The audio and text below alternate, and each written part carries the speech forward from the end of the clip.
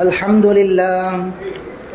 لله نحمده ونستعينه ونستغفره ونؤمن به ونتوكل عليه ونعوذ بالله من شرور أنفسنا ومن سيئات أعمالنا من يهده الله فلا مضل له ومن يضلله فلا هادي له ونشهد أن لا إله إلا الله وحده لا شريك له ونشهد أن سيدنا وسندنا ومولانا محمدا عبده ورسوله أرسله بالحق بشيرا ونذيرا وداعيا إلى الله بإذنه وسراجا منيرا أما بعد أعوذ بالله من الشيطان الرجيم بسم الله الرحمن الرحيم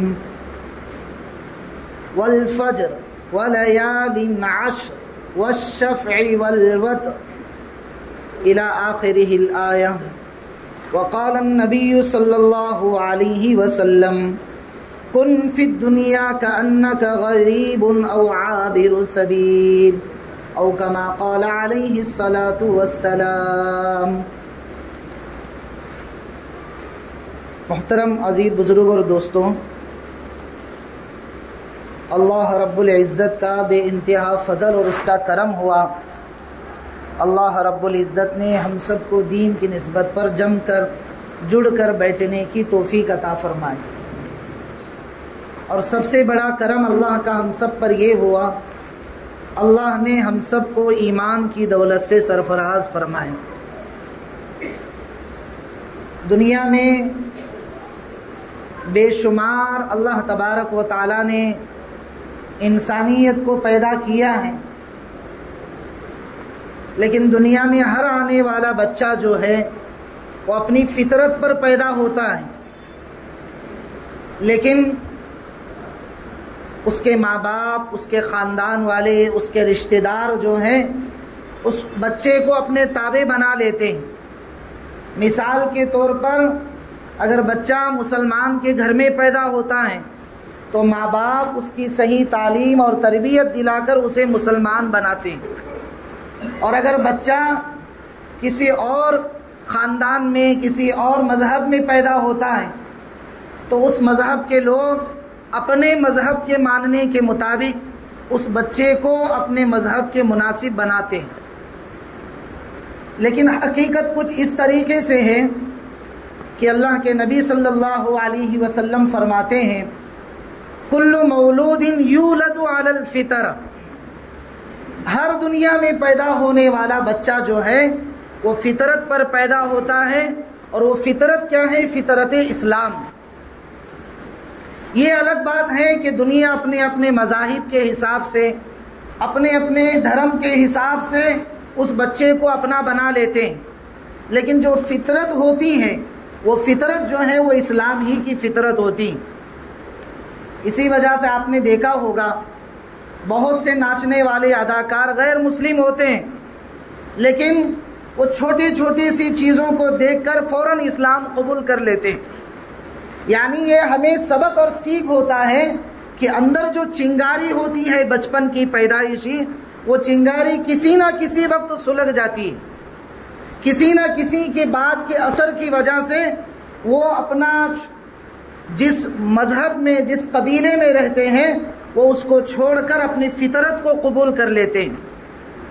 تو عزیز بزرگوں اور دوستوں، یہ مختصر سی حدیث آپ کے سامنے رکھ کر مجھے یہ عرض کرنا ہے کہ اللہ نے مجھے اور آپ کو جو فطرت دی ہے وہ فطرت اسلام کی فطرت ہے.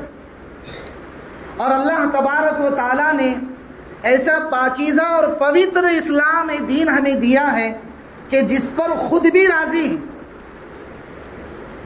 ایک چیز ہوتی ہے، مثال کے طور پر میں آپ کو دے دوں، آپ کو ہدیہ اور گفٹ دے دوں، اور وہ چیز مجھے پسند نہیں ہوتی. اور کچھ چیزیں ایسی ہوتی ہیں کہ مجھے خود کو بھی پسند ہوتی ہے اور جسے میں گفٹ دے رہا ہوں، ہدیہ دے رہا ہوں، اسے بھی پسند آ جاتی ہیں. تو اللہ تبارک و تعالیٰ نے جو ہمیں گفٹ دیا ہے اسلام کی شکل میں، دین متین کی شکل میں، وہ ایسا بہترین گفٹ اور ہدیہ ہے کہ اللہ بھی خود اس پر راضی ہیں اور ہم سب بھی اس پر راضی ہیں۔ اسی لیے بچے کو مکتب میں جو سکھایا جاتا ہے سب سے پہلے آمنت باللہ وملائکتہ وکتبہ ورسلہ والیوم الآخر والقدر خیرہ وشرہ من اللہ تعالی والبعث بعد الموت۔ یہ ایمان مفصل جو بچے کو مکتب میں سکھایا جاتا ہے، اس کی بنیادی اور بیسک وجہ یہی ہے کہ بچے کے دل میں اللہ نے جو فطرت پیدا کی ہے، فطرت اسلام، وہ دوبارہ اس کو اپنی زبان سے ادا کر کے وہ اس پر قائم اور دائم رہنے والا بن جائے۔ تو عزیز بزرگوں اور دوستوں، آج میں اور آپ جو آج یہاں جمع ہے، یہ اسی دین اسلام کی مرہون منت ہے، یہ اسی دین اسلام کا ہمیں دیا ہوا ایک گفٹ ہے، یہ اسی اللہ کی طرف سے ہم پر ایک بہت بڑی نعمت اللہ نے ہم پر دی ہے، اور وہ نعمت یہ ہے کہ اللہ تبارک و تعالی پورے سال میں کچھ راتیں ایسی لاتے ہیں کہ ان راتوں کے صدقے طفیل میں اللہ تبارک و تعالی گنہگاروں کی بخشش فرماتے ہیں، نافرمان لوگوں کی بخشش فرماتے ہیں۔ اور یہ شب برات جو آج میں اور آپ جاگنے کی شکل میں، نوافل کے نمازوں کے اہتمام کی شکل میں، اور آئندہ کل روزے کی شکل میں اور آپ منا رہے ہیں، عزیز بزرگ اور دوستوں، یہ اسی پاکیزہ اور پوتر دین اسلام کی طرف سے ہمیں گفٹ دیا ہوا ہے، یہ ہدیہ ہمیں دیا گیا ہے۔ اور آپ کو معلوم ہے کہ جو صاحب کسی کو ہدیہ دیتے ہیں، جو شوہر اپنی بیوی کو ہدیہ دیتا ہے، یا جو بھائی اپنے بھائی کو ہدیہ دیتا ہے، یا جو دوست اپنے دوست کو ہدیہ دیتا ہے، اس ہدیے کا حق یہی ہوتا ہے کہ اس کو صحیح استعمال کیا جائے، اس چیز کا صحیح استعمال لایا جائے۔ بزرگوں اور دوستوں، شب برات جو آج میں اور آپ منا رہے ہیں، یہ اسی اللہ کی طرف سے اور اسی دین متین کی طرف سے اور اسی قرآن شریف کی طرف سے ہم مسلمانوں کے اوپر ایک خاص گفٹ ہے اللہ کا۔ اب اس کا حق یہ ہے کہ ہم اس کو اس حق کے مناسب منائیں گے جیسا کہ اس کو منانے کا اللہ تبارک و تعالیٰ کے آخری نبی حضرت محمد صلی اللہ علیہ وسلم نے ہمیں سکھلایا ہے، ہمیں اس کے طریقے بتلائے ہیں، اور وہ راستے بتلائے ہیں جن راستوں کو ہم سیکھ کر، جن راستوں پر ہم چل کر کے اللہ کے اس بہترین گفٹ کا ہم حق ادا کر سکتے ہیں۔ تو عزیز بزرگ اور دوستوں، اسی مناسبت سے آج پوری امت مسلمہ جو ہے 15ویں شعبان مناتے ہیں۔ اصل شب برات کیا ہے اس کو تھوڑا ہم سمجھتے ہیں، کیونکہ پورا سال ہو گیا تو اس لیے تھوڑا بہت ذہن میں آگے پیچھے ہو جاتا ہے، تو اس کو تھوڑا مختصراً ہم سمجھتے ہیں۔ پہلی بات ہم یہ سمجھتے ہیں کہ براءت کے لغوی معنی کیا ہوتے ہیں۔ لغوی کے معنی ہوتے ہیں ڈکشنری میں، یعنی اردو لغات میں اس لفظ برات کو، یعنی جس کو ہم لوگ ہماری عام زبان میں کہتے ہیں جاگنے کی رات کو، اصل میں اللہ نے کیوں بنایا اور اس کا نام براءت کیوں رکھا ہے، اس کو سمجھتے ہیں۔ ڈکشنری اگر ہم کھولتے ہیں تو براءت کے معنی آتے ہیں آزاد کرنا۔ کیا آتے ہیں بھائی معنی اس کے؟ آزاد کرنا، کسی کو نجات دینا، کسی کو آزادی دینا، کسی کو سہولتیں دینا، کسی پر انعام اور اکرام کرنا، اور بہت سارے معنی اس کے ہیں۔ یہ لفظی معنی ہے، لغوی معنی ہے۔ آپ ایک بات اور سمجھتے ہیں، شریعت میں دو چیزیں ہوتی ہیں، ایک لفظی معنی، ایک شرعی معنی۔ شرعی معنی کیا ہوتے ہیں؟ جس کو اللہ کے نبی صلی اللہ علیہ وسلم نے اور اللہ تبارک و تعالیٰ نے اور فقہا نے اور محدثین نے اور علماء ربانیین نے اس کی صحیح تعریف فرمائی ہو۔ اور لغوی معنی اس کو کہتے ہیں کہ اس لفظ کا اصل معنی کیا ہوتا ہے لغت میں۔ تو شب برات جو آج میں اور آپ منا رہے ہیں، اس کے اصل معنی آتے ہیں آزاد کرنا، کسی کو کسی کی چنگل سے آزاد دلانا، کسی کو رہائش کرنا، کسی کو آزاد چھوڑ دینا، کسی پر رحمت اور نظر کرم فرمانا، یہ اس کے بہت سارے معنی ہیں۔ عزیز بزرگوں اور دوستوں، اللہ نے اس رات کو شب برات کیوں کہا؟ اس رات کو شب برات کیوں کہا؟ اور جس مقصد کے تحت میں اور آج اور پوری امت مسلمہ آج کی رات نوافل میں عبادتوں کے ذریعے سے مناتی ہے، کیوں مناتی ہیں، اس کو سمجھتے ہیں۔ اصل میں حقیقت یوں ہے کہ اللہ تبارک و تعالی پورے سال میں کچھ راتیں اور کچھ دن اور کچھ مہینے اور کچھ ہفتے ایسے لاتے ہیں کہ ان مہینوں میں، ان ہفتوں میں، ان راتوں میں اللہ کی مخصوص رحمت بندوں پر اترتی ہے۔ جیسے ایک باپ کے 5 بیٹے ہیں، ان 5 بیٹوں میں سے جو باپ کا چہیتا ہوگا، باپ کا منظور نظر ہوگا، ماں باپ کی بات مان کر ان کے طور اور طریقوں پر چلتا ہوگا، وہ بیٹا ماں باپ کی نظر میں چہیتا ہوتا ہے، چاہے وہ بیٹا چھوٹا ہو یا چاہے بیٹا بڑا ہو۔ ہے نا بھئی، دنیا کا دستور ہے کہ جو فرما بردار ہوتا ہے ماں باپ کی طرف سے وہ ایک چنندہ ہوتا ہے، ماں باپ کی ایک خاص نظر کرم اس بیٹے پر ہوتی۔ تو عزیز بزرگ اور دوستوں، یہ جو شب برات میں اور آپ مناتے ہیں، اسی طریقے سے آئندہ رمضان آئے گا 15 دن کے بعد، اور اس کے ان 15 دنوں میں بعض فقہا کے حساب سے پورے مہینے میں شب برات اور شب قدر کی رات جو ہے وہ گھومتی رہتی ہیں۔ تو اسی طریقے سے شب برات ہے، شب قدر ہے، اور رمضان المبارک کا بابرکت مہینہ ہے۔ عزیز بزرگ اور دوستوں، یہ اللہ کی طرف سے اپنے خاص بندوں پر نظر رحمت ہوتی، اللہ کی طرف سے خاص نظر رحمت ہوتی ہے کہ جن موقعوں کے حساب سے اللہ تبارک و تعالی اپنی مخصوص رحمت ان بندوں پر نازل کرتے۔ بات سمجھ میں آ رہی بھائی؟ اللہ تعالیٰ کیا کرتے ہیں؟ اپنے ان خاص بندوں پر ان خاص وقتوں میں، ان خاص منٹ میں، اس خاص سیکنڈ میں، اس خاص ہفتے میں، اس خاص رات میں اور اس خاص مہینے میں اللہ کی طرف سے ایسے لوگوں کے پاس اللہ تبارک و تعالیٰ ایک مخصوص گفٹ دیتے ہیں، ایک مخصوص ہدیہ دیتے ہیں۔ وہ ہدیہ کس شکل میں ہوتا ہے؟ وہ ہدیہ اس شکل میں ہوتا ہے کہ اللہ تبارک و تعالیٰ اس سے جو چھوٹے چھوٹے گناہ صادر ہوتے ہیں، ان گناہوں کی معافی کا اعلان اللہ تبارک و تعالیٰ کر دیتے ہیں، اور ان گناہوں کی وجہ سے بندہ جو جہنم میں جانے والا تھا، توبہ کر کے اس رات میں جاگ کر نفل عبادت کر کے، اس رات میں اللہ کے سامنے آہ و زاری کر کے، اس مہینے میں روزے رکھ کے، اس مہینے میں تراویح پڑھ کے، اس مہینے میں رات رات بھر جاگ کر کلام پاک کی تلاوت کر کے بندے سے اللہ تبارک و تعالیٰ گناہوں کو معاف کرتے ہیں اور اسے جہنم میں جانے سے بچا لیتے ہیں۔ اس کو کہتے ہیں شرعی اعتبار سے شب برات کے معنی۔ تو اب ہمیں یہ دونوں باتیں جب سمجھ میں آ گئی تو ہم ایک بات ابھی جو میں نے شروع خطبے میں آپ کے سامنے پڑھی ہے، اللہ نے 10 راتوں کی قسمیں اٹھائی۔ جو ابھی شروع خطبے میں نے آپ کے سامنے آیت پڑھی، اس میں 10 راتوں کی قسمیں اللہ نے اٹھائی۔ کتنی قسمیں بھائی؟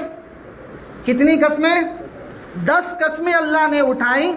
ایک بات اور سمجھتے ہیں، قرآن کریم میں بہت سی جگہوں پر اللہ قسم اٹھاتے، جیسے میں فجر کی نماز میں اکثر ایک سورہ پڑھاتا ہوں جس کے اندر اللہ نے 5 جگہوں پر قسم اٹھائی۔ کتنی بھائی؟ 5 جگہوں پر، اور اس کے بڑے فضائل بھی ہیں، سننے کی بھی فضائل ہیں، پڑھنے کی بھی فضائل ہیں، اس لیے ہم پڑھتے ہیں، اور جن لوگوں کو نہیں آتا ہے وہ سن کر اس کے فضائل حاصل کرتے۔ تو عزیز بزرگ اور دوستوں، بہت سی جگہوں پر اللہ قسم اٹھاتے ہیں۔ کیوں قسم اٹھاتے ہیں؟ جیسے دنیا کا رواج اور رسم ہے کہ جب کسی بات میں تاکید لانی ہو، جیسے مثال کے طور پر آج شب برات ہے تو آج اللہ تبارک و تعالی قبیلہ بنو کلب کے بکریوں کے بالوں کے برابر پورے امت مسلمہ کے لوگوں کی بخشش فرماتے ہیں۔ ٹھیک ہے، یہ ایک میرا انداز۔ اب انداز بدلتے ہیں۔ واقعی میں، حقیقت میں، سچ میں اللہ تبارک و تعالی اس رات میں قبیلہ بنو کلب کی بکریوں کے بال کے برابر مغفرت فرماتے ہیں۔ یہ ایک انداز۔ اور تیسرا انداز کیسے ہوتا ہے؟ بھئی تجھے سمجھ میں نہیں آ رہا ہے، 2 مرتبہ سمجھایا تب بھی سمجھ میں نہیں آیا، واقعی یار سچ میں کہہ رہا ہوں۔ جیسے ہمارے عام زبان میں کہتے ہیں اللہ قسم، اللہ قسم کہتے ہیں۔ تو یہ آدمی کب بولتا ہے؟ جب وہ سامنے والے کو سمجھانے سے عاجز ہو، بے بس ہو گیا، تو آدمی قسم اٹھاتا ہے، قسم کھا کے کہہ رہا ہوں کہ یہ بات سچ ہے۔ تو اللہ تبارک و تعالیٰ قرآن کریم میں بعض جگہوں پر قسم اٹھاتے ہیں اور بعض جگہوں پر تاکیداً قسم لاتے ہیں۔ جیسے اس کے لیے ہماری اردو زبان ہے، جیسے ابھی میں نے آپ کے سامنے کہا، عربی میں کیا آتا ہے؟ لام تاکید، بانون تاکید، اور اس کے ساتھ میں ثقیلہ الفاظ استعمال کرتے ہیں اللہ، جیسے لَأَكِيدَنَّهُمْ، ضرور بھی ضرور اللہ تبارک و تعالی سازش کرنے والوں کی سازش کو ناکام بناتے ہیں۔ تو میں نے کیا کہا اس کا اردو ترجمہ؟ ضرور بھی ضرور۔ جیسے انداز بدل گیا، تو اللہ تبارک و تعالی بھی اپنے قرآن کریم میں بہت ساری جگہوں پر اپنا انداز بدلتے ہیں۔ تو اب اللہ تبارک و تعالی ان 10 راتوں کے متعلق قسمیں اٹھائیں اور یہ کہا کہ ان 10 راتوں میں ضرور بھی ضرور اپنے بندوں کی بخشش کرتا ہوں۔ کیا کرتا ہوں؟ اپنے بندوں کی بخشش کرتا ہوں۔ اور کیسے کہہ رہے ہیں بات؟ تاکید کے ساتھ میں کہہ رہے ہیں۔ ان 10 راتوں میں عزیز بزرگ اور دوستوں، مفسرین کہتے ہیں کہ ایک شب برات کی رات بھی ہے۔ شب برات بھی ان 10 راتوں میں سے ایک رات ہے جس میں اللہ تبارک و تعالی اپنے بندوں کی بخشش فرماتے ہیں۔ تو آج میں اور آپ جو یہاں جمع ہیں، سب سے پہلے ابھی ہم لوگ یہ نیت کرتے ہیں کہ ہم انشاءاللہ اپنی صحیح نیت کے ساتھ میں ہم اللہ کے دربار میں آج معافی مانگتے ہیں۔ کیا مانگتے ہیں بھائی؟ اللہ کے دربار میں آج کیا کرتے ہیں؟ ہم معافی مانگتے ہیں۔ تو شب برات جو ہے یہ اصل میں اللہ سے معافی مانگنے کا ایک ذریعہ ہے، ایک راستہ ہے کہ جس راستے کو ہم اپنا کر آنے والے رمضان المبارک کی تیاری کر سکتے ہیں۔ اسی لیے حدیث میں یہ باتیں ملتی ہیں کہ اللہ کے نبی صلی اللہ علیہ وسلم کا معمول تھا کہ جب 15ویں شعبان ہو جاتی، یعنی شعبان ختم ہو گئی، 15 دن ہو گئے، جیسے کل 15ویں شعبان کا دن ہے اور آج اس کی رات ہے، یعنی شروعات ابھی سے ہے۔ اسلامی مہینہ جو ہے وہ مغرب سے شروع ہوتا ہے اور عیسوی جو دن ہوتا ہے یا مہینہ ہوتا ہے اور رات کے 12 بجے کے بعد بدلتے ہیں۔ تو اسلامی تاریخ ابھی سے شروع ہوئی ہے۔ تو اب آپ دیکھیے کہ اللہ تبارک و تعالی اس رات میں اپنے بندوں کی اتنی بخشش فرماتے ہیں کہ اس زمانے میں اللہ کے نبی صلی اللہ علیہ وسلم کے زمانے میں ایک قبیلہ تھا، قبیلہ بنو کلب، جن کا نام کیا تھا؟ قبیلہ بنو کلب۔ ان کے یہاں بکریاں بہت زیادہ تھیں، وہ بکریوں کو بہت پالتے تھے۔ سب سے زیادہ اس زمانے میں مکہ میں ان کے اس قبیلے اور اس خاندان کے پاس بکریاں زیادہ تھیں۔ تو اللہ تعالیٰ فرماتے ہیں کہ اس قبیلے کی جتنی بکریاں ہیں، ان بکریوں کے بدن پر جتنے بال ہیں اس سے بھی کئی گنا زیادہ میں اپنے گنہگار بندوں کی اس رات میں بخشش کرتا ہوں۔ کتنا بہترین آفر ہے ہمارے لیے۔ جیسے دیوالی کا آفر آتا ہے، دیوالی کا آفر آتا ہے کہ نہیں بھائی؟ اور اسی طریقے سے ہم تاجر لوگ ہیں تو ہمارے سامنے کسی نہ کسی مہینے میں کوئی تہوار آ جاتا ہے اور اس کے لیے ہم تیاریاں کرتے ہیں کہ نہیں بھائی؟ تو یہ اللہ تبارک و تعالی آنے والے رمضان المبارک سے پہلے ہمارے لیے ایک آفر لائے ہیں، ایک گفٹ لائے، اور اس گفٹ میں کیا کیا باتیں رکھی ہیں، کیا کیا چیزیں پیکنگ کی ہیں۔ سب سے پہلی چیز اللہ تبارک و تعالیٰ نے اس بات کا عہد لیا ہے، ذمہ لیا ہے کہ جو اس رات میں اللہ سے معافی مانگتا ہے اللہ تبارک و تعالیٰ اس کو ضرور معاف کرتے۔ کیا کرتے ہیں بھئی؟ اللہ تبارک و تعالیٰ اسے ضرور معاف کرتے ہیں، اور یہ اللہ کے گفٹ میں شمار ہوتا ہے۔ اما عائشہ صدیقہ رضی اللہ عنہا حضور کی چہیتی بیوی تھی، حضور کی لاڈلی بیوی تھی، چہیتی بیوی تھی۔ یہ فرماتی ہیں کہ میرے گھر کا نمبر تھا۔ حضور کی کتنی بیویاں تھی بھائی؟ 11۔ کتنی تھی؟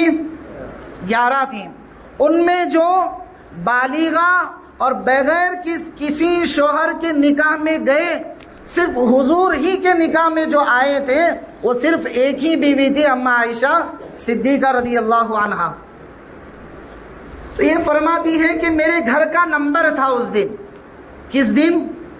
یہ رات کے موقع پر، شب برات کے موقع پر میرے گھر کا نمبر تھا۔ اللہ کے نبی صلی اللہ علیہ وسلم باری باری اپنے بیویوں کے گھروں میں جایا کرتے تھے۔ ایک نظام تھا، ایک زندگی کا سسٹم تھا۔ وہ کسی اور موقع پر آپ کے سامنے عرض کریں گے کہ بھئی آپ نے 11 شادیاں کیوں کی اور کس وجہ سے کی۔ اور آج جو دشمن اسلام نیوز کے ذریعے سے، پیپر کے ذریعے سے، واٹس ایپ پر میسیج کے ذریعے سے، فیس بک پر میسیج کے ذریعے سے، یوٹیوب پر میسیج کے ذریعے سے امت میں اور ہمارے بھولے بھالے لوگوں کو جو 11 شادیوں کے سلسلے میں منتشر کر رکھا ہے، اور جس کی وجہ سے بہت سارے ہمارے لوگ ہمیں پوچھتے ہیں کہ 11 کیوں کی، تو العیاذ باللہ ثم العیاذ باللہ کوئی نفسانی خواہش نہیں تھی، بلکہ دین کے بڑے بڑے تقاضوں کو پورا کرنے کے لیے اللہ تبارک و تعالیٰ نے ہمارے نبی کو 11 شادیوں کا حکم دیا تھا۔ اور ہمیں کتنا حکم دیا ہے؟ ہمیں کتنا حکم ہے؟ بولو، کوئی ہوم منسٹر نہیں سن رہے ہیں، آپ بولو بنداس، کتنا دیا ہے بھائی؟ کوئی شرمنے کی بات نہیں، یہ شریعت کی پسندیدہ تعلیمات میں سے ایک تعلیم ہے، یہ کوئی عیب نہیں ہے۔ آپ اس بات کو سمجھیں، یہ کوئی عیب نہیں ہے۔ زیادہ شادیوں کا رواج ہمارے بڑوں پروجوں میں تھا، لیکن افسوس کی بات ہے ہم میں نہیں۔ اس کے بہت سارے احکام ہیں، مسائل ہیں، وہ کسی اور موقع پر آپ کے سامنے عرض کریں گے۔ بتلانا آج یہ مقصود ہے شب برات کے موقع سے کہ اللہ کے نبی صلی اللہ علیہ وسلم اپنی ہر بیوی کے پاس باری رکھتے تھے کہ آج فلاں کے پاس، آج فلاں کے پاس، آج فلاں کے پاس۔ تو جس رات شب برات تھی اس دن اما عائشہ صدیقہ رضی اللہ عنہا کا نمبر تھا۔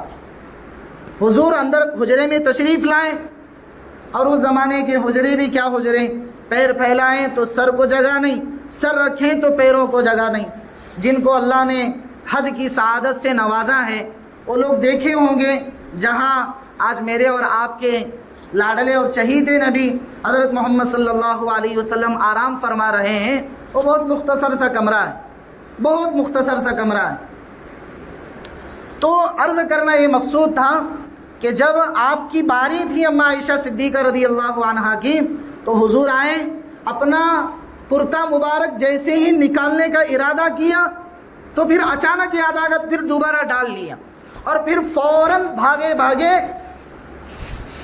مسلمانوں کے عام قبرستان میں پہنچے، جس کو آج کل قبرستان بقیع غرقد کے نام سے جانا جاتا ہے۔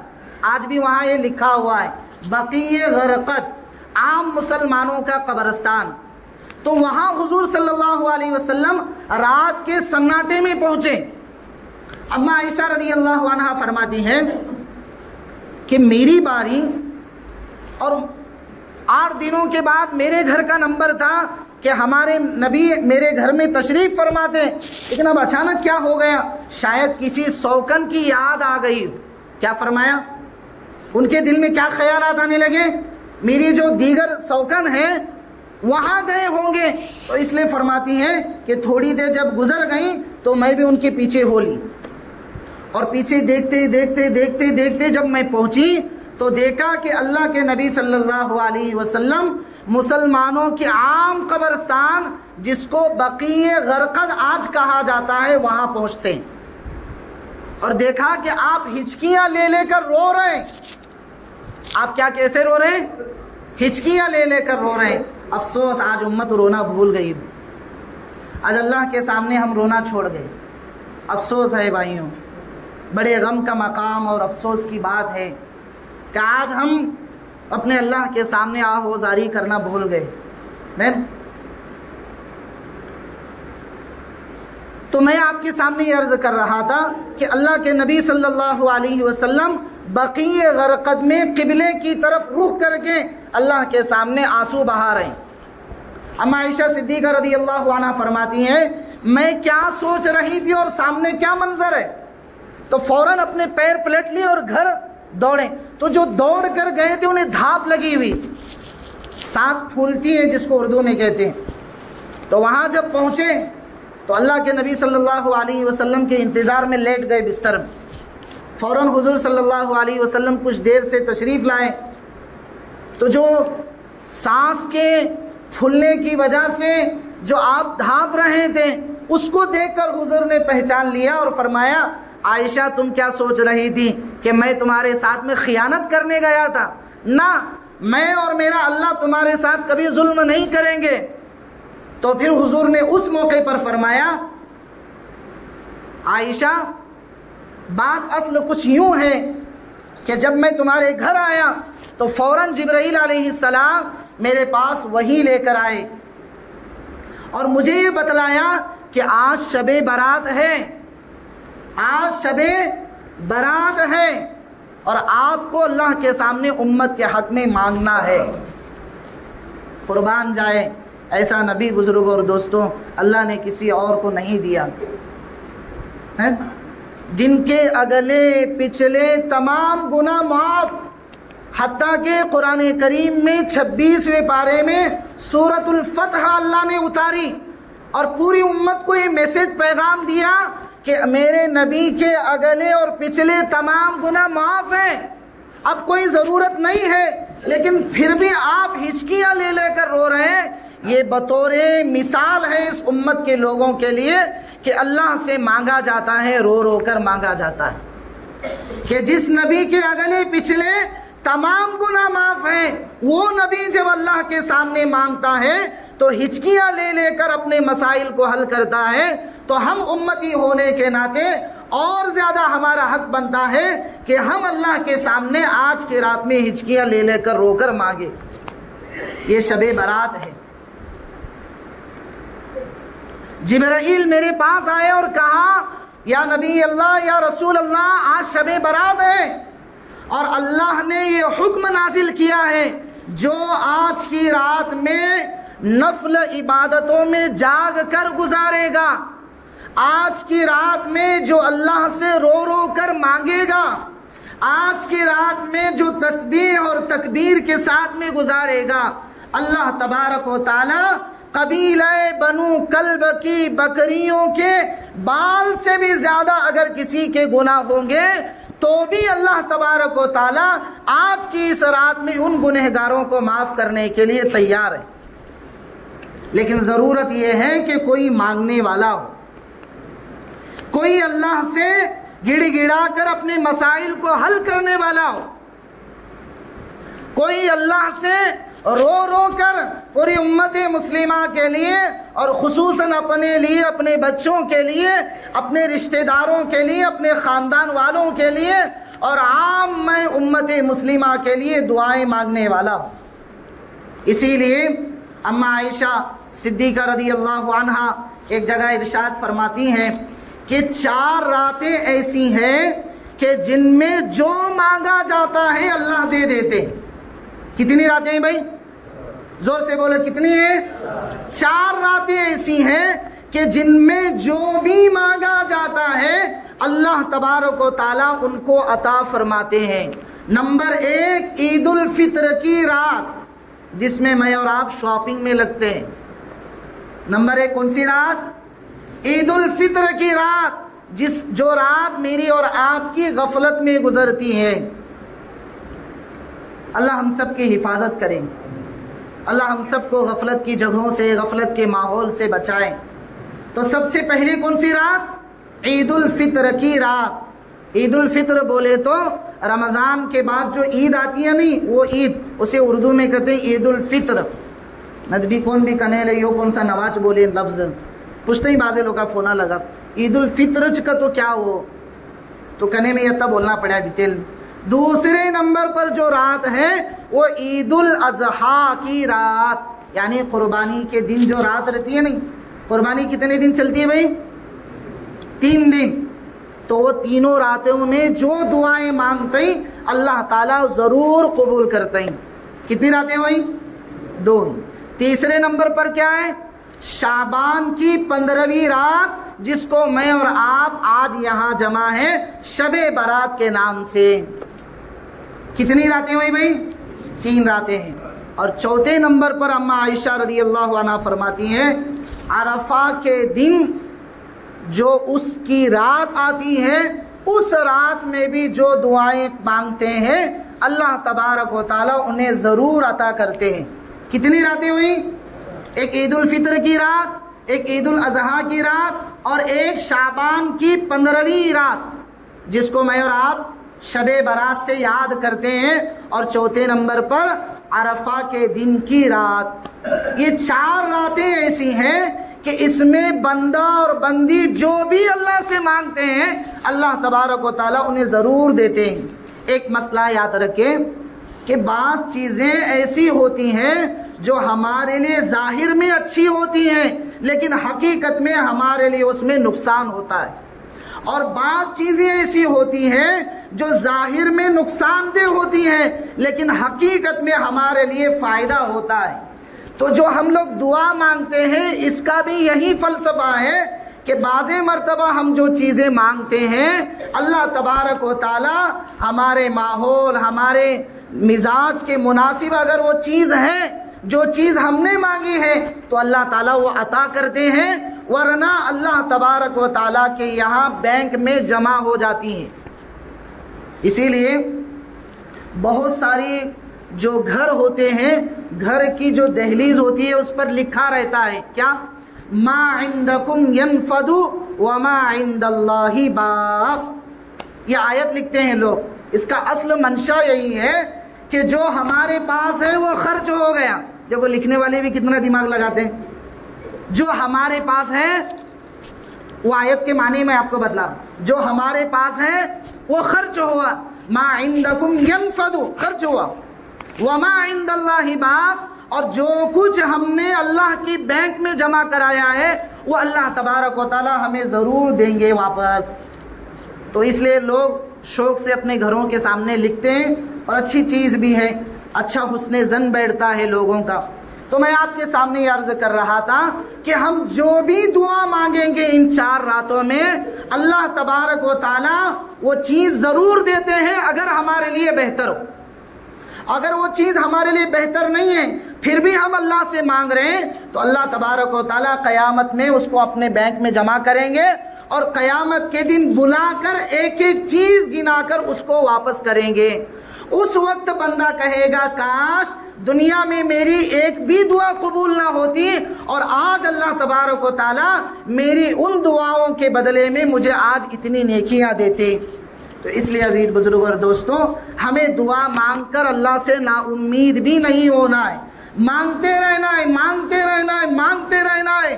ایک دن ایسا آتا ہے کہ دنیا کا ظالم بادشاہ بھی بار بار اس کے گھر کی چوکھٹ پر جانے کی وجہ سے، وہ شرم کی وجہ سے دروازے کھول دیتا ہے، تو وہ خالق کائنات ہے، وہ میرا اور آپ کا اللہ ہے، وہ ہمارے مسائل کو انشاءاللہ ہماری دعاؤں کے مانگنے کی بدولت اللہ تبارک و تعالی حل کریں گے اور دروازے کھولیں گے انشاءاللہ۔ اور جو ملک کے حالات، مسلمانوں کے حالات جو ماضی میں ہم نے دیکھا اور آج ہم گزر رہے ہیں، وہ انشاءاللہ آج کی دعاؤں کی بدولت اللہ تبارک و تعالی ہمارے لیے دروازے مدد کے کھولیں گے انشاءاللہ۔ کھولیں گے کہ نہیں بھائی انشاءاللہ؟ تو اس لیے تمام ساتھی یہ نیت کریں، عزائم کریں کہ ہم کبھی بھی دعاؤں کا مانگنا نہیں چھوڑیں گے، ٹھیک ہے نا بھائی انشاءاللہ؟ لیکن ایک خطرے کی گھنٹی ہے۔ وہ خطرے کی گھنٹی کیا ہے؟ ابھی میں نے آپ کے سامنے 2 روایتیں لمبی لمبی پیش کی جو حضرت اماں عائشہ صدیقہ رضی اللہ عنہا کی تھی۔ یہ بہت لمبی حدیث ہے، اس کا میں نے ٹکڑا یہاں لکھ کر لایا جو آج ہماری محفل کے مناسب ہے۔ آخر میں اللہ کے نبی صلی اللہ علیہ وسلم کو حضرت جبرائیل علیہ السلام نے یہ تاکیداً کہا، یہ سننے جیسی چیز ہے بھائی، تاکیداً کہا یا رسول اللہ ابھی تک جتنے وعدے ہم نے کیے ہیں وہ اللہ تبارک و تعالیٰ پورا کریں گے اور معاف کریں گے۔ قبیلہ بنو کلب کی بکریوں کے بال کے برابر بھی اگر کسی کے گناہ ہیں تو آج کی اس رات میں اللہ معاف کریں گے، لیکن کچھ لوگ ایسے ہیں کہ جن کو آج کی رات بھی بخشش نہیں ہوتی ہے۔ اللہ ہم سب کی حفاظت کرے، العیاذ باللہ ثم العیاذ باللہ ثم العیاذ باللہ، کہ اللہ تعالی ہمارا نام ان لوگوں میں شمار نہ کرے۔ چند لوگ ایسے ہیں کہ جن کی دعاؤں کے مانگنے کے باوجود بھی اللہ تبارک و تعالی ایسی لوگوں کی دعائیں قبول نہیں کرتے، کہ جیسے میں نے شروع میں کہا ایک باپ کے 5 بیٹے ہیں، اور شروع میں بہت تکلیف دیے، بعد میں فرما بردار ہو گئے، تو جتنا بھی کریں گے ماں باپ کیا کریں گے؟ تھوڑی نہ تھوڑی بہت دل میں کسک باقی رکھیں گے، اور کیا کہیں گے کہ کسی زمانے میں بڑا نافرمان تھا، ہے نا بھائی؟ کہتے ہیں کہ نہیں بھائی؟ کہتے ہیں کہ نہیں یہ باتیں؟ ہاں۔ تو اللہ تبارک و تعالیٰ کے یہاں کچھ ایسے لوگ ہیں جن کی میرے گننے کے حساب سے 14 لوگ ہیں، اور بھی بہت سارے لوگ ہیں، میں نے جتنا لکھا ہے اس حساب سے 14 لوگ ہیں۔ کتنے لوگ ہیں بھائی؟ 14 ایسے لوگ ہیں کہ جو دعائیں مانگتے ہیں پھر بھی اللہ قبول نہیں کرتے، جو روزہ رکھتے ہیں اللہ قبول نہیں کرتے، جو تراویح پڑھتے ہیں اللہ قبول نہیں کرتے، جو کسی کو صدقہ خیرات کرتے ہیں اللہ قبول نہیں کرتے، اور جو نمازیں پڑھتے ہیں ان کی نمازیں ان کے سر سے اوپر بھی نہیں جاتی۔ کتنی لوگ ہیں بھائی؟ 14 ہیں۔ میں یہ چیزیں گنانے سے پہلے آپ تمام حضرات سے گزارش کرتا ہوں کہ آپ تمام جو ہیں دل کے سچے ارادے سے سب سے پہلے تمام گناہوں سے توبہ کر لیں۔ کرتے ہیں بھائی انشاءاللہ؟ سچے دل سے کریں، اور توبہ ایسی بہترین، اس وقت تک توبہ کا دروازہ اللہ نے کھلا رکھا ہے۔ کیا رکھا ہے بھائی؟ توبہ کا دروازہ کھلا رکھا ہے۔ حضرت موسیٰ علیہ السلام کے زمانے میں قحط بہت بڑھ گیا، مہنگائی بہت ہوئی، لوگوں کے پاس مال بہت کم تھا، لیکن مہنگائی بہت زیادہ ہو گئی جس کی وجہ سے لوگ پریشان، گایوں کو، بھینسوں کو، بکریوں کو اور دیگر جانوروں کو کھلانے کے لیے چارہ تک نہیں، لوگ پریشان۔ انسان تو انسان، جانور بھی بیچارے بلک بلک کر اپنے آنسو بہا رہے تھے۔ ایسی قحط سالی کا زمانہ آیا، اور کہیں دور دور تک پانی کا نام و نشان نہیں، ساری قوم پریشان۔ وقت کے نبی حضرت موسیٰ علیہ السلام تھے جو اللہ سے بات کرتے تھے، ہم کلامی کرتے تھے، اور جن کا نام بھی اللہ نے موسیٰ کلیم اللہ رکھا۔ کلیم اللہ کے معنی آتے ہیں اللہ سے بات کرنے والا۔ پوری قوم جمع ہو کر حضرت موسیٰ کے پاس گئے اور کہا یا نبی اللہ، یا رسول اللہ، پانی نہیں ہے، مہنگائی زیادہ ہے، لوگ پریشان ہیں، جتنا بھی کما رہے ہیں اتنا ہی ہو رہا ہے، اس سے زیادہ بڑھ نہیں رہا ہے۔ یہ ساری پریشانیاں لوگوں کی تھیں۔ تو اس سے معلوم یہ ہوتا ہے، یعنی اس واقعے سے ہمیں یہ سبق ملتا ہے کہ حالات میں، پریشانیوں میں، تکلیفوں میں، مصیبتوں میں، کسی بھی طرح کی تکلیفوں میں اللہ والوں کے پاس جا کر دعاؤں کی درخواست کرانی چاہیے، نیک لوگوں کے پاس جا کر ان سے دعاؤں کا کہنا چاہیے۔ اسی وجہ سے ہمارے بڑے اللہ والوں میں سے ایک بہت بڑے بزرگ ہیں حضرت شیخ زکریا رحمۃ اللہ علیہ، جو فضائل اعمال لکھے، یہ فضائل اعمال جن کی ایک بہت ہی ادنا سی تصنیف ہے، ان کی بہت ساری کتابیں ہیں لیکن ایک بہت سی ادنا تصنیف ہے، لیکن ساری امت کو اللہ نے اس سے فائدہ پہنچایا۔ یہ فضائل اعمال ہے۔ ان کے متعلق لکھا ہے کہ یہ جب کبھی بھی کسی ہوتا ہے، یہ اللہ والوں کی شان ہوتی ہے، تو حضرت شیخ زکریا رحمۃ اللہ علیہ کی جو بھی مجلس میں بیٹھتا یا ان کے درس میں شامل ہوتا اور ان کی کسی پر نگاہ کرم پڑتی تو وہ ہمیشہ کا اللہ والا بن جاتا تھا۔ یہ حضرت کی بہت بڑی خواص میں سے باتیں، اسی وجہ سے آپ لوگوں نے کارگزاری میں یہ باتیں سنی ہوگی۔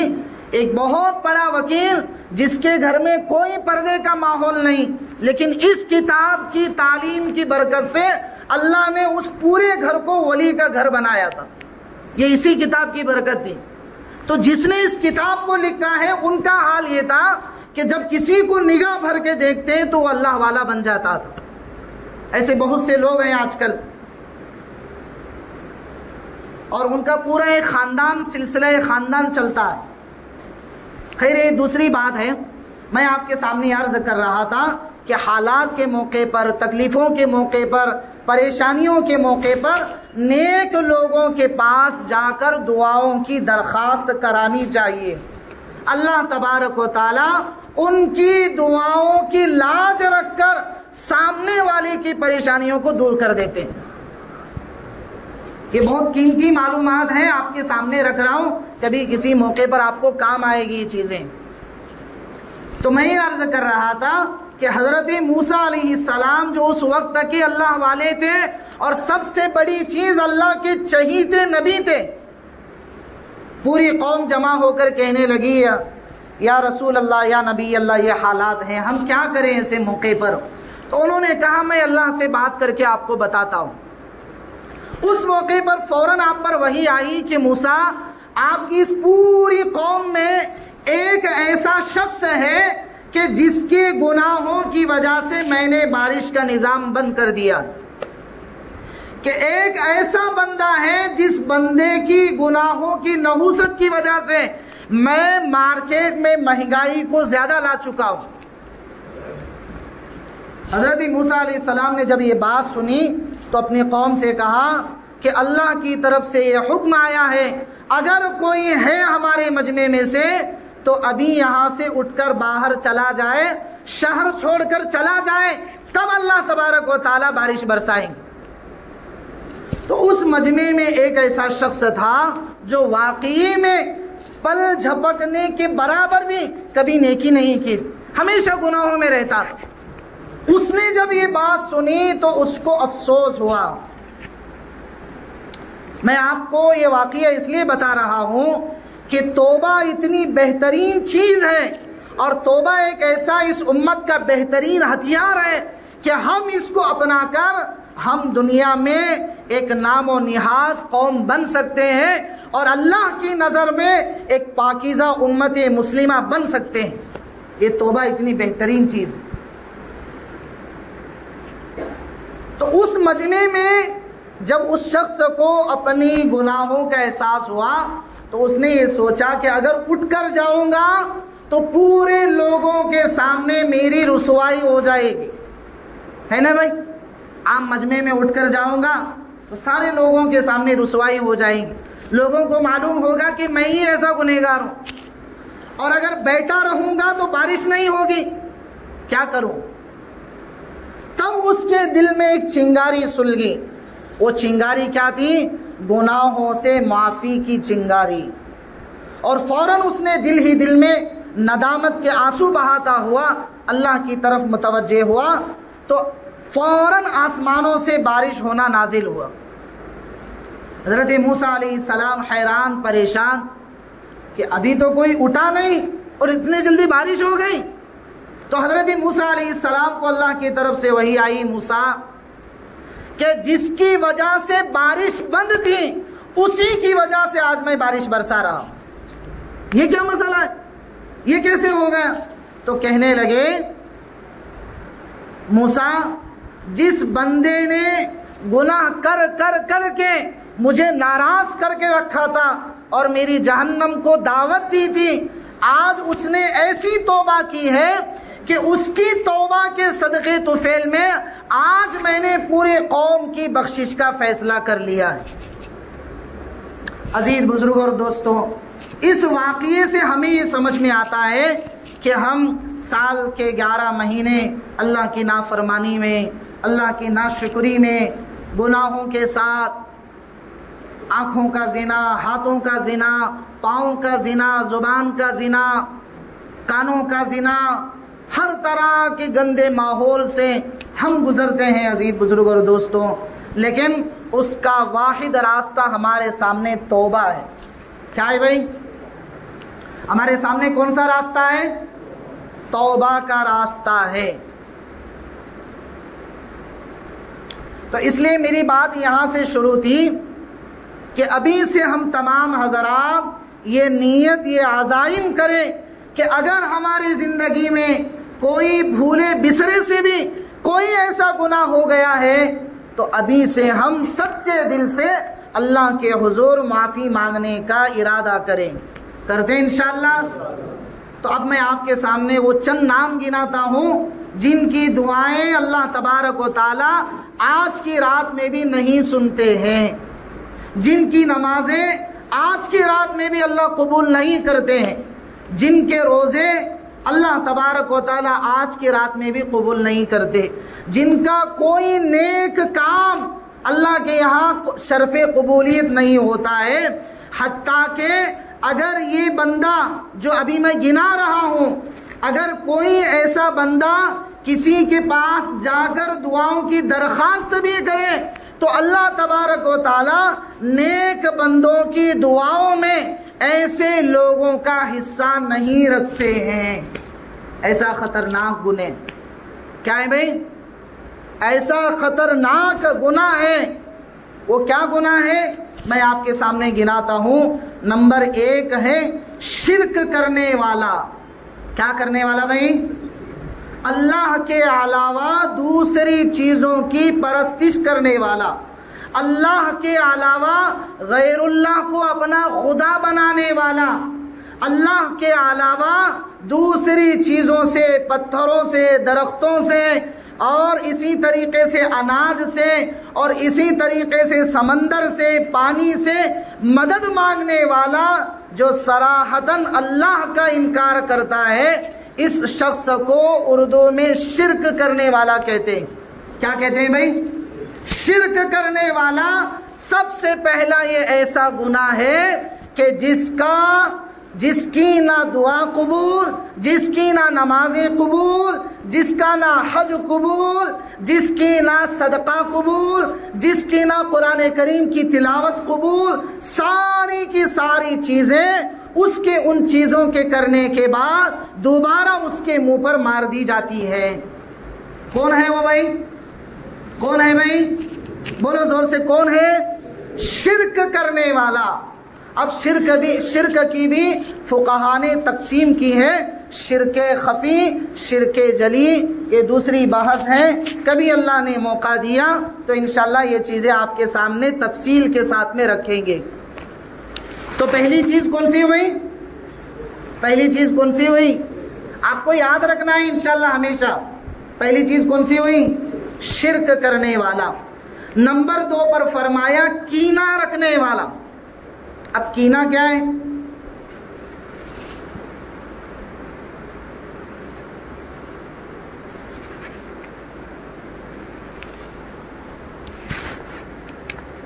الحمدللہ.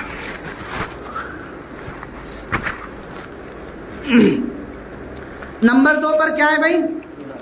کینہ رکھنے والا. کینہ کیا ہے؟ کینہ کہتے ہیں اس کے درجات ہیں 2 درجے. ایک چیز ہے، پہلا درجہ ہے سامنے والے کے پاس وہ چیز نہ رہے اور مجھے بھی نہ ملے، یہ بہت خطرناک کینہ ہے۔ اور دوسرا درجہ ہے سامنے والے کے پاس وہ چیز نہ رہے لیکن مجھے مل جائے۔ یہ دو درجے ہیں کینے کے۔ کینہ ایسا خطرناک گناہ ہے کہ آدمی کو بعض مرتبہ نیکی کا کینہ ہو جاتا ہے۔ ہمارے استاد تھے، تفسیر کے استاد، جلالین شریفین ہمیں پڑھاتے تھے قرآن شریف کی تفسیر۔ وہ کہتے تھے کہ جتنے دنیا میں نیک لوگ گزرے ہیں سب کے ساتھ میں کینہ لگا ہوا تھا، یعنی لوگوں نے ان کو حسد کر کر کر کے ان کو مار ڈالا۔ آج دیکھیے اسی کینے کی وجہ سے، حسد کی وجہ سے لوگ اللہ کی غیرت کو للکارنے کے درجے پر پہنچ جاتے۔ میں بھی اسی قوم کا اور اسی ماحول کا ایک انسان ہوں۔ لوگوں کے حالات سننے میں ملتے ہیں، دیکھنے میں ملتے ہیں، بیچارے سیدھے سادے اللہ والے ہوتے ہیں، نیکی کے ماحول سے محبت ہوتی ہے، نیک لوگوں سے محبت ہوتی ہے، لیکن بیچارے وہ بھی کینہ کا شکار ہو جاتے ہیں۔ اور آپ کو یہ بات بھی ابھی مجھے یاد آ گئی، شیطان کو جو جنت سے نکالا گیا، شیطان جو جنت سے آیا دنیا میں، کیا وجہ تھی اس کی؟ آپ کی معلومات کے لیے باتیں میں آپ سے کہہ رہا ہوں، شیطان کو جو جنت سے نکالا گیا اس کی وجہ کیا تھی؟ اس کی سب سے بڑی وجہ یہی کینہ اور یہی حسد تھا۔ اسی لیے آپ نے دیکھا ہوگا، میں آپ کو ایک بہت کام کی بات بتلا رہا ہوں، آپ تھوڑا سنجیدگی سے اس کو سنیں۔ اللہ کے نبی صلی اللہ علیہ وسلم کی مسنون، میں تجھے ایک ایسا گفٹ دیتا ہوں، تو مجھے چھوڑ، میں تجھے وہ گفٹ دے دیتا ہوں۔ یہ بھی کہنے لگے یہ کون سا گفٹ دے گا، اور بہت رونے لگا اور کہا ایک ایسی چیز تمہیں سکھاتا ہوں کہ جس چیز کے پڑھنے کی وجہ سے کوئی شریر چیز تمہیں تکلیف نہیں دے گی، بہت بہترین عمل ہے۔ تو اس صحابی نے کہا اچھا کیا ہے؟ تو کہنے لگے آیت الکرسی جو ہے اس کو پڑھ کر سنایا، اور کہنے لگا صبح اور شام اس کی جو بھی تلاوت کرتا ہے وہ شام کو اگر پڑھتا ہے، شرعی حدود اللہ کے نبی صلی اللہ علیہ وسلم نے اس امت کو دیے۔ بعض مرتبہ انسان غصے میں ہوتا ہے، ناقابل برداشت حالات ہوتے ہیں، اس موقع پر کچھ بول جاتا ہے، بعد میں افسوس بھی ہوتا ہے، لیکن سامنے والا برا مان کر اس سے بات چھوڑ دیتا ہے۔ کچھ حالات ایسے پیدا ہو جاتے ہیں کہ انسان ان حالات کو کنٹرول نہ کر کے اپنے آپ کے آپے سے باہر ہو جاتا ہے اور سامنے والے سے رشتے توڑ لیتا ہے۔ خصوصاً خاندانوں میں یہ مسائل ہوتے ہیں، دوستوں میں یہ مسائل ہوتے ہیں، آپسی رشتہ داروں میں یہ مسائل ہوتے ہیں۔ عزیز بزرگ اور دوستوں، آج کی رات اگر ہم بخشش مانگنا چاہتے ہیں، آج کی رات ہم اگر اللہ کی فہرست میں اپنے اعمال کو قبول کرانا چاہتے ہیں، تو ہمیں سب سے پہلے ان بیماریوں سے حفاظت کی دعائیں مانگنی، ان چیزوں سے توبہ کی دعائیں مانگنی۔ انسان ہونے کے ناطے مسائل ہو ہی جاتے ہیں، اور یہ ہونا ضروری بھی ہوتا ہے، کیونکہ انسان اسی کا نام ہے جو غلطی کرتا ہے، انسان اس کا نام نہیں جو فرشتہ بن کر رہتا ہے، وہ فرشتہ انسان نہیں ہے۔ انسان کون ہے؟ جس سے غلطی ہوتی ہے۔ تو اس لیے میں ماں باپ سے بھی عرض کرتا ہوں، بڑوں سے بھی عرض کرتا ہوں، بھائیوں سے بھی عرض کرتا ہوں کہ عزیز بزرگ اور دوستوں، اگر کچھ اونچ نیچ ہو جائے اپنے رشتہ داروں سے، دوستوں سے، احباب سے، خاندان میں کسی سے، تو عزیز بزرگ اور دوستوں ہم اس کو ختم کر دیں، معاف کر دیں، پی جائیں۔ دیکھیے اللہ کے نبی صلی اللہ علیہ وسلم نے ایک بہت بہترین بات بتلائی کہ پی جانے پر اللہ وہ مقام دیتے ہیں، وہ عزت دنیا میں دیتے ہیں جو بک بک کرنے سے، بولنے سے اللہ نہیں دیتے۔ اس لیے من تواضع للہ رفعہ اللہ، جو اللہ کے لیے جھک جاتا ہے اسے معلوم ہے کہ میں غلط نہیں ہوں، اسے معلوم ہے کہ میں نے کوئی غلط کام نہیں کیا، پھر بھی وہ جھک جاتا ہے، برداشت کر لیتا ہے، اپنے آپ کے اندر کڑوے گھونٹ پی لیتا ہے، تو اللہ کے نبی صلی اللہ علیہ وسلم فرماتے ہیں اللہ تبارک و تعالی لوگوں کی دلوں میں ایسے لوگوں کی محبت ڈال دیتے، اور جنت کے وسط میں سینٹر میں ایسے لوگوں کو گھر لے کر دینے کی ذمہ داری اللہ کے نبی صلی اللہ علیہ وسلم اٹھاتے ہیں۔ کتنا بہترین تحفہ ہے، کتنا بہترین ہدیہ ہے ہمارے لیے۔ تو عزیز بزرگ اور دوستوں، یہ جو تیسرے نمبر پر ہے قطع رحمی کرنے والا، قطع کلامی کرنے والا، ہم ان چیزوں سے بھی بچنے کی کوشش کریں۔ کیا بھئی کریں گے؟ کتنی چیزیں ہوئی؟ سچے دل سے توبہ کیے کہ نہیں؟ ہاں، سارے دل سے سچی توبہ کریں، اس لیے میں نے یہ کہ آپ کے سامنے چیزیں گنوا رہا ہوں۔ اور چوتھے نمبر پر ہے ٹخنے سے نیچے لنگی وغیرہ پہننا۔ آج بڑا المیہ ہے، کیا کیا فیشن دنیا میں آئے، پھٹی ہوئی پینٹ لوگ پہنتے ہیں نماز پڑھنے آتے ہیں، پھٹی ہوئی لنگیاں پہنتے ہیں نماز پڑھنے کے لیے آتے ہیں، پھٹی ہوئی چیزیں پہنتے ہیں نمازوں کے لیے آتے ہیں۔ اور بعضی لوگوں کو تو یہ دیکھنے میں آتا ہے واکنگ اور جاگنگ کرتے ہیں تو بھی اپنے آپ کے جو چیزیں پہنتے ہیں وہ ٹخنوں سے اوپر ہوتی ہیں۔ کسی فلم میں کسی اداکار کو دیکھ لیا، اس کا فیشن گھر میں آ گیا، وہ کرنے والا بھی بیچارہ 10 منٹ کے لیے کرتا ہے ایڈورٹائز میں، یا کسی گانے میں، یا کسی پکچر میں، یا کسی چیز میں، یا کسی سین میں قید ہونے کے لیے، اس کے بعد وہ بھی نہیں کرتا ہے جتنا ہم لوگ کرتے ہیں کہ نہیں بھائی؟ ہمارے یہاں ایک ڈاکٹر تھے، ڈاکٹر سلیم، شاید میں عربی چہارم میں تھا یا پنجم میں تھا، یعنی عالمیت کی 5ویں یا 4تھی کلاس میں تھا۔ تو اس وقت وہ ہربل جو میڈیکل ہے ہربل، اس کے بڑے آدمی تھے۔ وہ ہر مدرسے کا ہر مہینے میں ایک مرتبہ معائنہ کرتے۔ انہوں نے ہمارے سامنے کمپیوٹر پر اسکرین پر دکھایا تھا کہ جو لوگ فجر کے بعد اپنے پائجامے کو یعنی اپنی لنگی کو، اپنی ازار کو ٹخنوں سے نیچے رکھتے ہیں، ان لوگوں کے اندر بہت ساری مہلک بیماریاں جنم لیتی ہیں۔ انہوں نے گنوایا تھا ہمارے سامنے، شوگر، ٹخنوں سے نیچے پائجامہ لٹکانے کی وجہ سے شوگر ہوتی ہے، بی پی، ٹخنوں سے نیچے پائجامہ لٹکانے کی وجہ سے بی پی ہوتی ہے آدمی، اور جس کی وجہ سے بہت سارے نوجوان گولیاں کھاتے ہیں شادیاں ہونے کے بعد۔ ایسے لوگوں کے لیے سب سے بہترین تحفہ انہوں نے بتایا تھا اپنے پائجامے کو ٹخنوں سے اوپر لٹکانا، کیونکہ اللہ نے سورج میں یہ قدرتی کرشمہ رکھا ہے کہ جس کے ٹخنے پر سورج کی پہلی کرن گرتی ہے، اللہ تبارک و تعالیٰ بڑی بڑی بیماریوں سے اس کی حفاظت کرتے ہیں۔ جانتے نہیں ہمارے لوگ، کتنے لوگوں کو دیکھا جاتا ہے مسجد میں ہوتے ہیں تو لپیٹ لیتے ہیں، باہر جاتے ہیں تو چھوڑ کر چلے جاتے ہیں۔ تو عزیز بزرگ اور دوستوں، اور خصوصاً نوجوانوں سے میں یہ عرض کرتا ہوں کہ آپ کسی کو اپنا ہیرو، اپنا آئیڈیل مت بناؤ، اپنا ہیرو، اپنا آئیڈیل محمد الرسول اللہ کو بناؤ۔ کسی کو بنانا ہے بھائی؟ ابھی یہ مشکل کام ہے، نہیں بولیں گے، ہے مشکل کام ہے بہت۔ بیوی کیا کہے گی، بیٹی کیا کہے گی۔ میں جب شروع میں گجرات سے فارغ ہوا 2018 میں، تو لینے کے لیے آئے تھے بینڈ باجا لے کر گجرات، یہ بچہ ہمارا عالم بنا، عالم بنا، عالم بنا۔ گاؤں میں دعوت رکھی اور سب ختم کر کے مسجد میں آئے گھر، تو ہماری پرانے گھر کے بڑے ہیں، وہ باہر کے گھر کے باہر کرسی لگا کر بیٹھ گئے، مولانا آئیں گے مجھے پہلے ملیں گے۔ تو میرا جو پائجامہ تھا وہ اتنے اوپر تھا اس زمانے میں، اتنے اوپر، تو میں ملنے کے لیے گیا، نہیں ملنا نہیں۔ میں نے کہا کیوں؟ کہ پائجامہ نیچے چھوڑ، گھر میں مستورات ہیں، کیا کہیں گے تجھے؟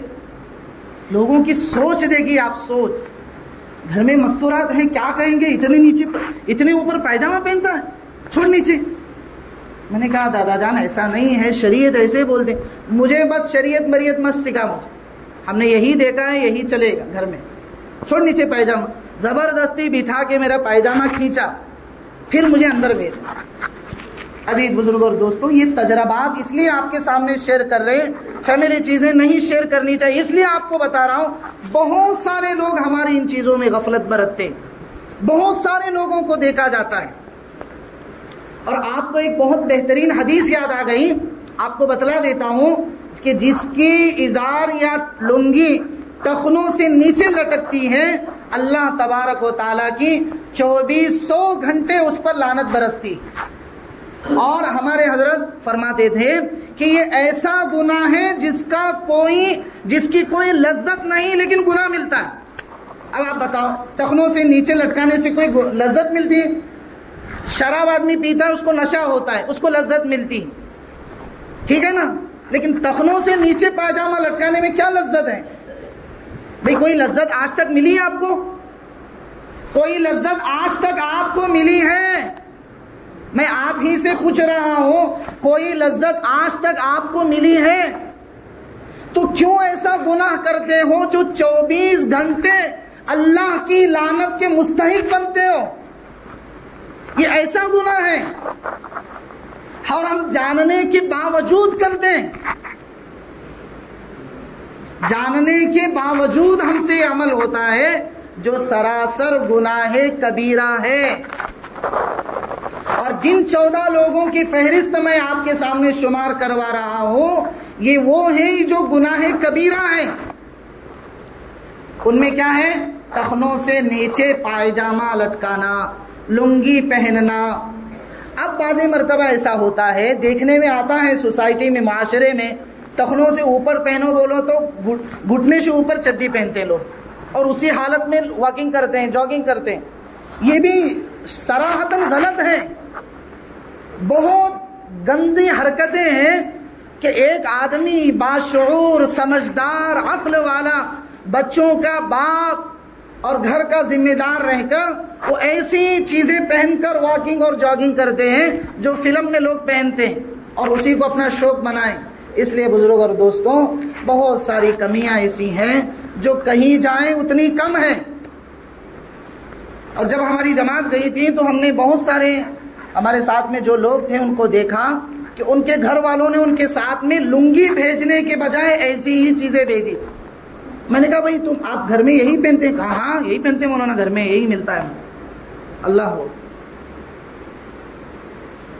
تو یہ نادانی کی وجہ سے ہوتا ہے، ناسمجھی کی وجہ سے ہوتا ہے۔ اس لیے آپ تمام لوگوں سے میں ادباً عرض کر رہا ہوں، آپ اپنے مسائل کو اپنے علماء سے مل کر پوچھ کر حل کریں ان چیزوں کو۔ تو بھائی کریں گے انشاءاللہ۔ کتنی چیزیں ہوئی؟ 4۔ میں آپ کے سامنے 14 نہیں گنواؤں، کتنی ہوئی بھائی؟ 4۔ اور 5ویں نمبر پر ہے والدین کی نافرمانی کرنا۔ 5ویں نمبر پر کیا ہے بھائی؟ آج کے رات میں جن کی بخشش نہیں ہوگی ان میں 5ویں نمبر پر کون ہے؟ والدین کی نافرمانی کرنا۔ اس میں بھی 2 حصے۔ کتنے حصے ہیں بھائی؟ پہلا حصہ ماں باپ نہیں سمجھتے ہیں تو بیٹے نافرمان ہوتے ہیں، اور دوسرا حصہ ایسا ہے جس میں بیٹے نہیں سمجھتے ہیں تو ماں باپ نافرمان ہوتے ہیں۔ اس کو تھوڑا سمجھتے ہیں۔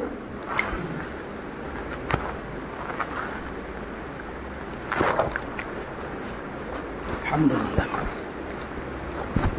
والدین کی نافرمانی میں دونوں باتیں ہمارے سامنے ہونی چاہیے۔ اللہ کے نبی صلی اللہ علیہ وسلم نے ایک بات کہی کہ جہاں اللہ کی نافرمانی کا حکم دیا جائے وہاں پر اللہ کی نافرمانی نہیں کریں گے، ماں باپ کی نافرمانی کر جائے تو چلے گا۔ یہ ایک حصہ ہے۔ اس میں تمام چیزیں آ گئیں، جیسے اللہ کی شریعت کو حدود سے زیادہ تجاوز کرنے کی تعلیم دی جائے، جیسے شادی کے موقع پر باپ جو ہے وہ بیٹے کو کہے ٹخنے سے نیچے پائجامہ چھوڑ، لوگ کیا کہیں گے شادی میں؟ تو یہ صراحتاً گناہ کی دعوت دے رہا ہے باپ بیٹے کو۔ تو اس موقع پر آپ کے ذمہ فرض نہیں ہے کہ بات کو سنیں، بلکہ آپ کے ذمہ یہ فرض ہے کہ اللہ کا حکم کیا ہے۔ اسی لیے ہم دعوت و تبلیغ کے اندر ایک بات بہت سنتے ہیں، دین کیا ہے؟ اللہ کا حکم اور ہمارے نبی کا طریقہ۔ تو ہم ایسے موقع پر اللہ کا حکم دیکھیں گے اور ہمارے نبی کا طریقہ دیکھیں گے، اور اس میں قیاس کرتے جائیں، بہت ساری چیزیں آپ کو سمجھ میں آ جائے گی۔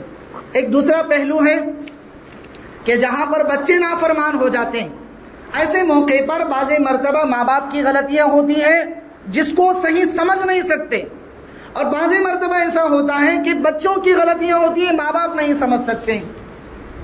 تو ایسے موقع پر معتدل راستہ، بیچ کا راستہ یہ ہے کہ آپ ان کو بوڑھے سمجھ کر یا پھر ایک کمزور سمجھ کر ان کو بھولے بسرے سے کر دے، یا پھر اپنا بوریا بستر باندھے اور الگ ہو جائے۔ جہنم کی آگ کا ایندھن بننے کے بجائے ان کے حال پر ان کو چھوڑ دیں اور اپنا بستر باندھے اور الگ۔ ہاں یہی حکم ہے شریعت کا۔ اگر ماں باپ ضد پر ہیں، اڑ چکے ہیں، معلوم ہے کہ غلطی ماں باپ کی ہے، پھر بھی بیٹے کو کوستے، تو بہتر طریقہ شریعت نے کیا بتلایا؟ بوریا بستر باندھے اور کسی اللہ والے کی صحبت میں جا کر زندگی گزارے۔ تو دونوں پہلوؤں کو شریعت نے سامنے رکھا ہے۔ ماں باپ کو اف تک نہ کہو، شریعت نے یہ بھی کہا، اور ماں باپ کے سامنے گھراؤ نہیں، اونچی آنکھوں سے دیکھو نہیں، اونچی آواز سے بولو نہیں، یہ بھی کہا۔ اور ماں باپ کو بھی یہ کہا کہ ناحق بچوں پر ظلم نہ کرو، ناحق بچوں کو مت ستاؤ، یہ بھی شریعت نے حکم دیا ہے۔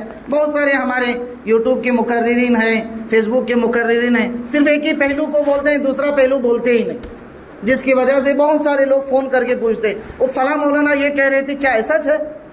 بابا جو بولے ان کو پوچھ، ہم نہ کہیں کو پوچھ نہیں، ہمیں جو بولے وہ تم نہ بول رہے ہے کہ نہیں بھائی، برابر ہے کہ نہیں؟ تو شریعت نے دونوں پہلو ہمارے سامنے رکھے ہیں کہ جہاں ماں باپ کے حقوق ہیں وہ حقوق ادا کرو، اور جہاں آپ کے حق ادا نہیں ہو رہے ان کو چھوڑ دو، اللہ کے حوالے کر دو، اللہ عزت دیں گے انشاءاللہ۔ کیا بھائی انشاءاللہ کریں گے؟ تو دونوں پہلوؤں کو ساتھ میں لے کر ہمیں زندگی گزارنا ہے۔ بھائی بات سمجھ میں آئی؟ کتنی چیزیں ہوئیں؟ اور چھٹے نمبر پر ہے ہمیشہ شراب، کبھی کبھار نہیں۔ کیا کہہ رہا ہوں میں؟ ہمیشہ شراب کی عادت رکھنے والا یہ بھی ایسا ہے کہ اس کی دعائیں، اس کی نمازیں، اس کی تہجد، اس کی تلاوت قبول نہیں ہوتی ہے۔ شراب کے اندر، اب میں ایک کتاب دیکھ رہا تھا جواہر شریعت، اس میں یہ بات لکھی ہے کہ بہت سارے آج کے دور میں ایسی دوائیں ایجاد ہیں کہ جو بہت ساری مہلک بیماریوں کا علاج ہیں، حالانکہ وہ نشے کی چیزیں ہیں، حالانکہ وہ نشے کی چیزیں ہیں، لیکن ان کی وجہ سے ڈاکٹر سے یہ کہتے ہیں کہ اس کی وجہ سے آپ کا پیشنٹ درست ہو سکتا ہے۔ تو ایسے موقع پر عزیز بزرگ اور دوستوں، اپنے ماحول کے، اپنے محلے کے، اپنے سوسائٹی کے جو باشعور علماء ہوتے ہیں اور ایسی چیزوں میں مہارت رکھتے ہیں، ایسے لوگوں سے پوچھ کر ان مسائل کو حل کرنے کی کوشش کریں، اور جتنی بھی نشے کی چیزیں ہیں ان سے پرہیز کریں۔ بہت ساری عطر ایسی مارکیٹ میں آئی ہے کہ جس کے لگانے کی وجہ سے خود کو بھی نشہ چڑھتا ہے اور سامنے والے کو بھی نشہ ہوتا ہے۔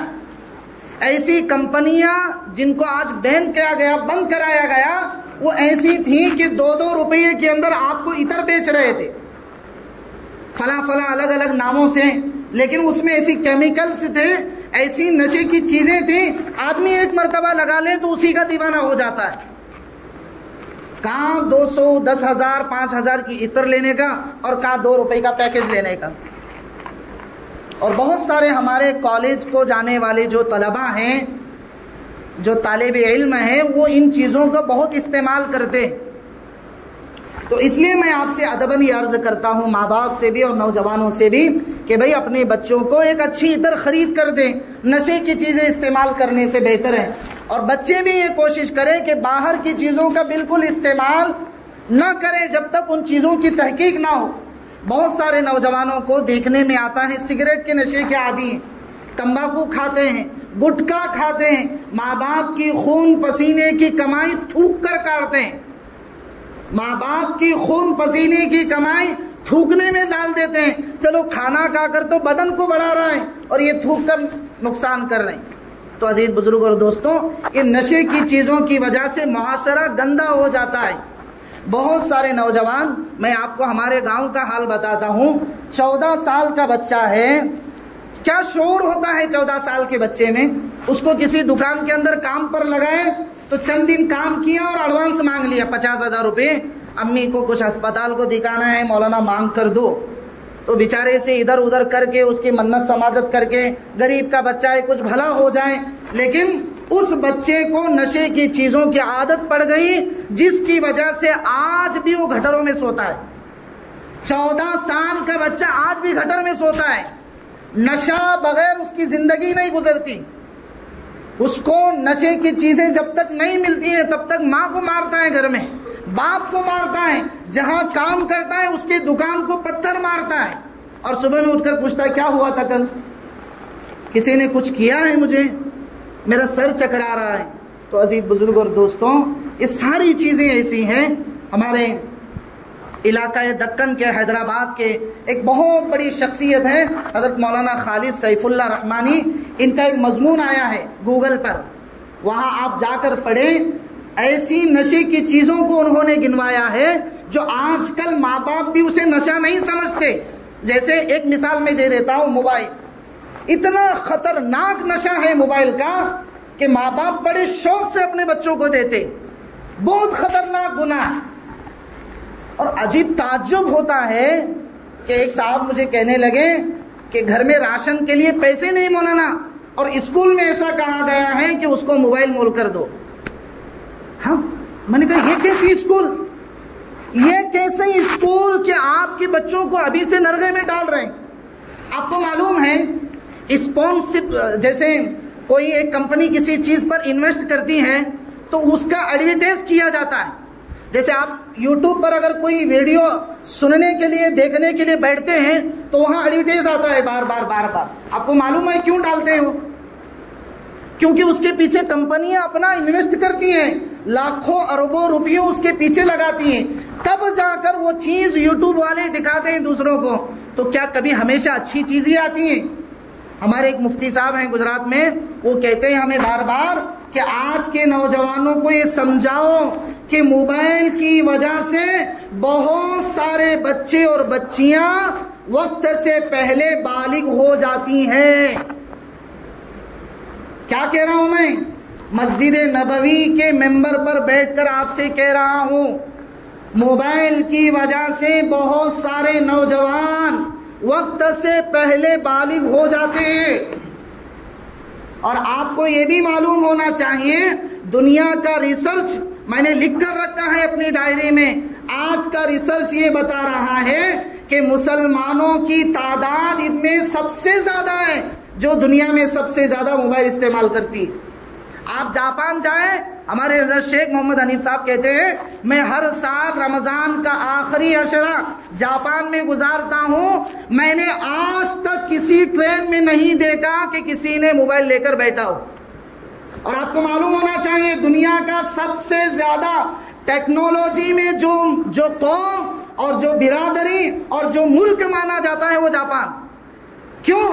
انہوں نے وہاں کے ایک بہت بڑے ہمارے دعوت و تبلیغ میں لگے ہوئے ساتھی سے اس کی کارگزاری پوچھی تو انہوں نے یہ باقاعدہ اس وہاں کی رپورٹ کو ان کے سامنے رکھ کر بتلایا کہ یہاں کوئی بھی آدمی ٹائم پاس کے لیے موبائل نہیں استعمال کرتا ہے۔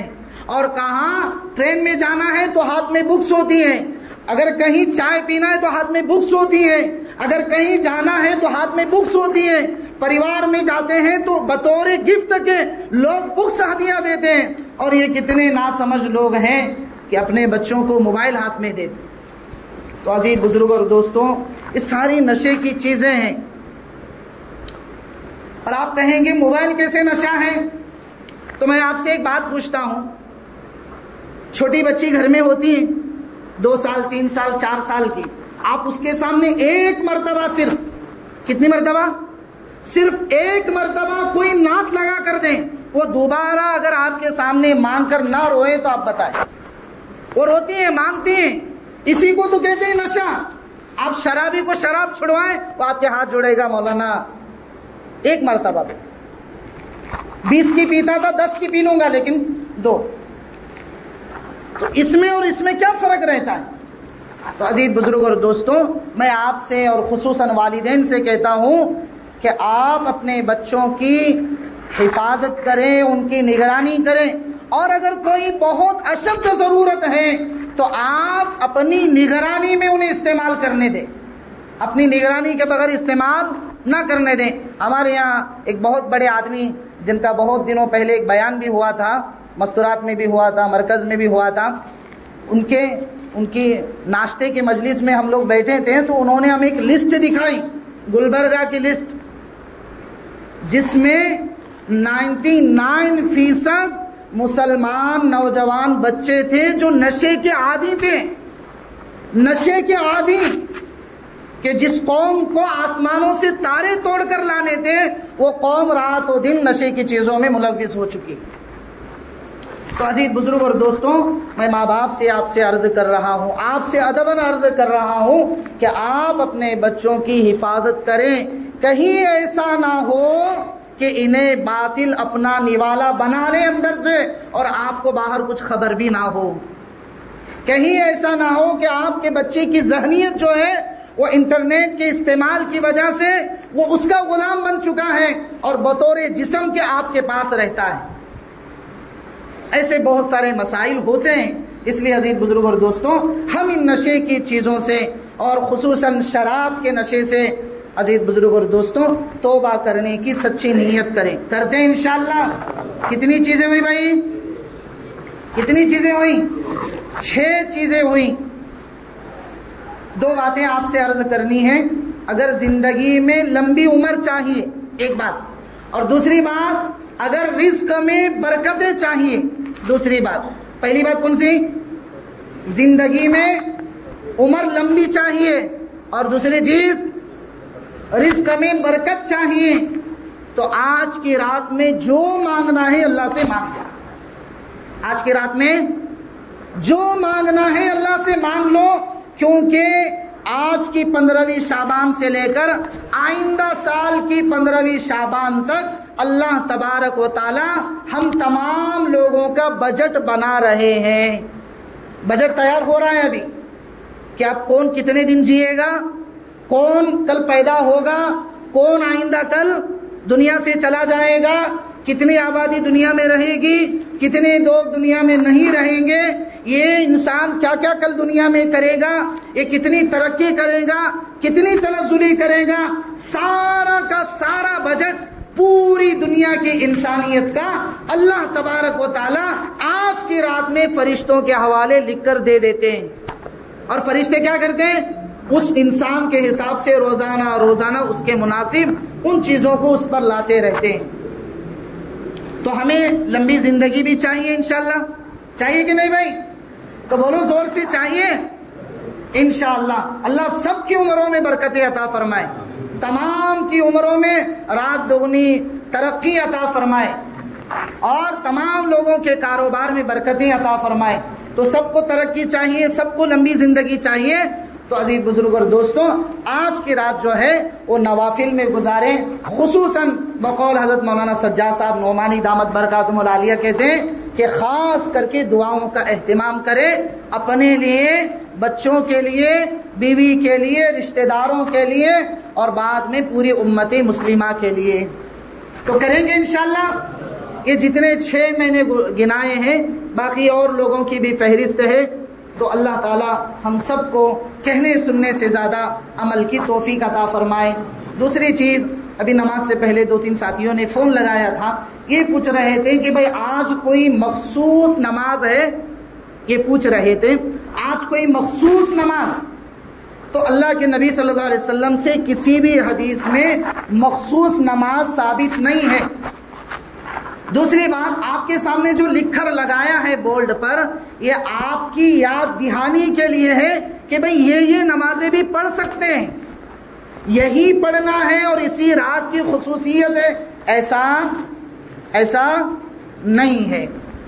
تو یہ جو لکھ کر لگایا ہے یہ بھی نمازیں پڑھ سکتے ہیں، اس کے علاوہ صلاۃ التسبیح پڑھ سکتے ہیں، اس کے علاوہ صلاۃ الحاجت پڑھ سکتے ہیں، اس کے علاوہ صلاۃ التوبہ پڑھ سکتے ہیں۔ اس کے لیے دوسری جتنی بھی ہماری تکلیفیں، مصیبتیں، پریشانیاں، ان کو دور کرنے کے لیے ہم نماز نفل پڑھ سکتے ہیں۔ لیکن کوئی خاص عمل آج کی رات میں اللہ کے نبی صلی اللہ علیہ وسلم نے نہیں کیا ہے، بس 3 عمل کیے۔ کتنے عمل کیے بھائی؟ 3 عمل۔ نمبر 1، آپ صلی اللہ علیہ وسلم شب برات کے موقع پر قبرستان جایا کرتے تھے. کیا کرتے تھے بھائی؟ لیکن جانے کے لیے کوئی لاؤ لشکر نہیں رہتا. وہاں لائٹوں کا انتظام ایک دم چمکدار جیسے آج کل ہوتا ہے نہیں ہوتا تھا.